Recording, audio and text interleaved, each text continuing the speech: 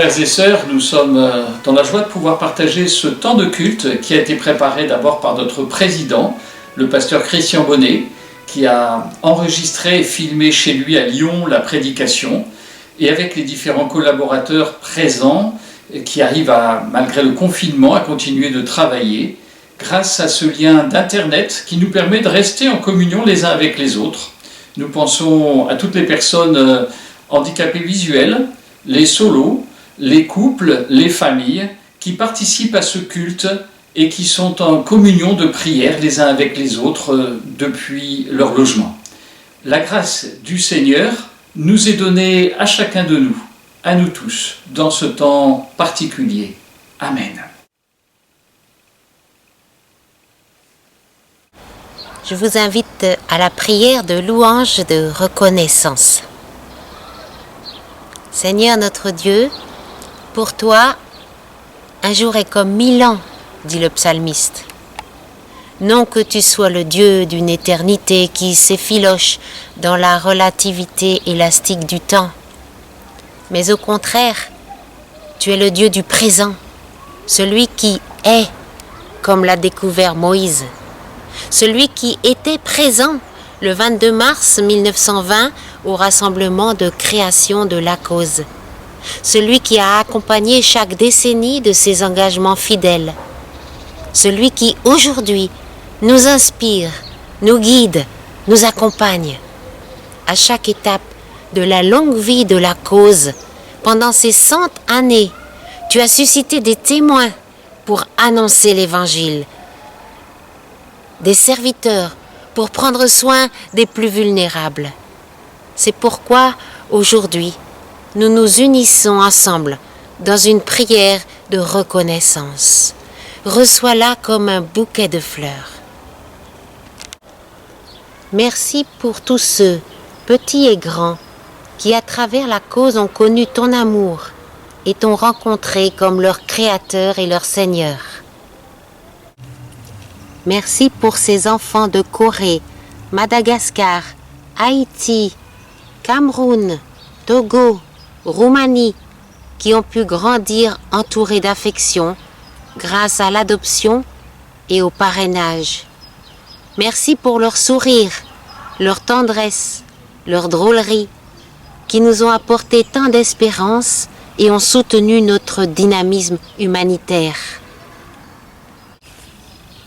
Merci pour les personnes ayant une déficience visuelle qui ont pu entendre ta voix à travers les livres audio et braille.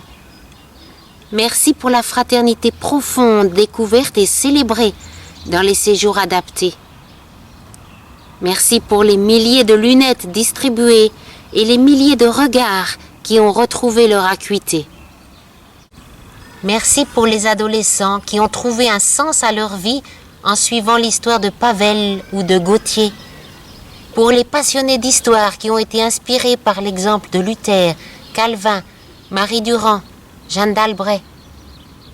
Merci pour les notes de musique qui ont soufflé un air d'espérance au cœur attristé.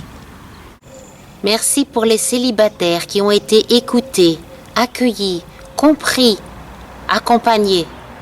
Merci pour l'esprit de bienveillance et de convivialité qui a présidé aux rencontres et aux séjours solo. Merci pour les couples qui ont retrouvé confiance et tendresse.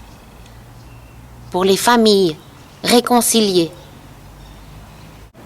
Merci pour la vitalité de tous les collaborateurs venus de toutes les communautés et les églises et la joie de travailler ensemble à la cause de ton royaume. Amen.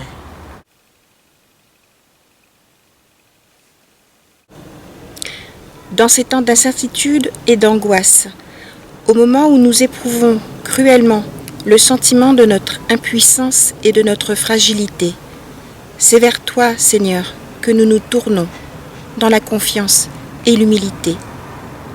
Nous voulons porter dans notre prière tous ceux qui connaissent la souffrance de la maladie, les patients, leurs familles et les personnels de soins.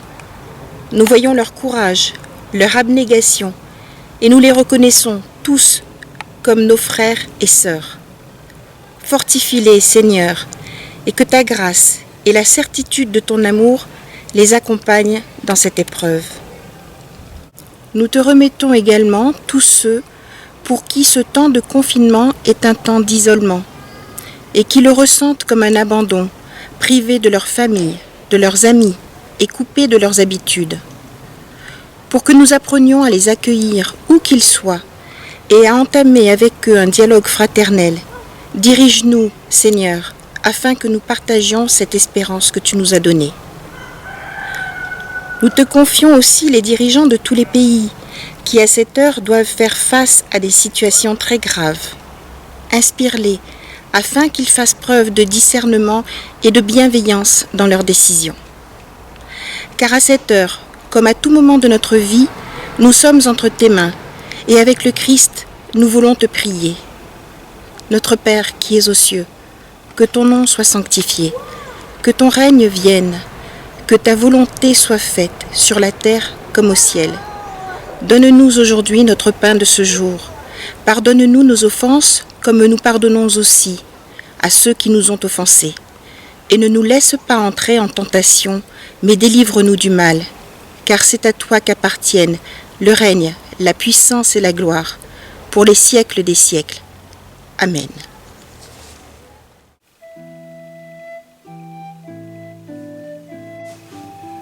Nous croyons en Dieu, notre Père, source de toute paternité et de toute maternité. Il inspire tous les parents sur cette terre. Il nous a adoptés comme ses enfants et il nous entraîne à sa suite. Nous croyons en Jésus-Christ, notre frère, source de toute fraternité, de tout amour et de toute amitié entre les hommes et les femmes de cette terre. Il a fait marcher les paralysés, rendu la vue aux aveugles, guéri les malades. Il a donné sa vie pour nous, et à sa suite, nous voulons accompagner nos frères et sœurs en humanité de toutes les forces et de toute la vie qu'il nous donne. Nous croyons en l'Esprit Saint, qui suscite et conduit l'Église de Jésus-Christ en une communion spirituelle, fraternelle et concrète. Avec enthousiasme et méthode, il nous enseigne, il nous instruit et il nous envoie pour être les témoins du Dieu 3 fois saint, jusqu'à ce que vienne son royaume. Amen.